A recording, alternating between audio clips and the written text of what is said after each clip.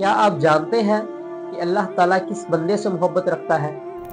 حضرت سعد بن ابی وقاص رضی اللہ عنہ فرماتے ہیں کہ رسول اللہ نے فرمایا کہ اللہ تعالیٰ ایسے بندے سے محبت رکھتا ہے جو پرہیزگار ہو، مخلوق سے بے نیاز ہو اور پوشیدہ ہو۔ پرہیزگار یعنی متقی ہونے کا مطلب یہ ہے کہ علماء فرماتے ہیں کہ ایسا شخص جو حرام چیزوں سے بچتا ہو اور اس کے ساتھ ساتھ مکروہات یعنی وہ چیزیں کہ جن کو شریعت میں ناپسندیدہ سمجھا گیا ہے ان سے بھی بچتا ہو، اور اس کے ساتھ ساتھ ان چیزوں سے بھی بچتا ہو کہ جس کے حلال اور حرام ہونے میں شبہ ہو، یعنی کہ اس کو شک ہو کہ یہ چیز حلال ہے یا یہ چیز حرام ہے۔ تو جو شخص ان چیزوں سے بچتا ہو اسے متقی کہتے ہیں۔ اور دوسرا وہ شخص جو مخلوق سے بے نیاز ہو یعنی کہ غنی ہو۔ اور یاد رہے کہ یہاں پر غنی ہونے سے مطلب دنیاوی مال و دولت کا غنی ہونا نہیں بلکہ دل کا غنی ہونا مراد ہے، جیسا کہ دوسری حدیث مبارکہ میں آتا ہے رسول اللہ نے فرمایا کہ اصل غنی تو دل کا غنی ہوتا ہے۔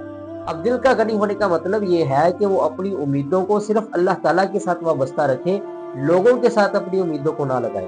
اور ایسا شخص جو دل کا غنی ہو اس کے پاس اگرچہ مال کم بھی ہو تو اس کا دل مطمئن ہوتا ہے، اور جو شخص دل کا غنی نہ ہو اس کے پاس مال و دولت کی کثرت بھی ہو تو پھر بھی اس کا دل مطمئن نہیں رہتا۔ اور تیسرا وہ شخص جو پوشیدہ ہو۔ پوشیدہ ہونے کا مطلب یہ کہ دنیا والوں سے علیحدہ ہو کر صرف اللہ تعالیٰ کی عبادت میں مصروف ہو۔ علماء فرماتے ہیں کہ یہ ایسے وقت کی بات ہے کہ جب فتنہ اور فساد اتنا زیادہ ہو جائے کہ اس کو یہ خوف ہو کہ اگر میں الگ ہو کر اللہ تعالیٰ کی عبادت میں مصروف نہیں ہوں گا تو اللہ کا دین ختم ہو جائے گا، تو پھر ایسے شخص کے لیے جائز ہے کہ وہ الگ ہو کر اللہ تعالیٰ کی عبادت کرے۔ لیکن علماء فرماتے ہیں کہ ابھی ایسا زمانہ نہیں آیا کہ وہ الگ ہو کر اللہ تعالیٰ کی عبادت کرے اور کسی جنگل میں بیٹھ جائے۔ اللہ تعالیٰ ہمیں عمل سمجھ کی توفیق عطا فرمائے۔ وما علینا الا البلاغ۔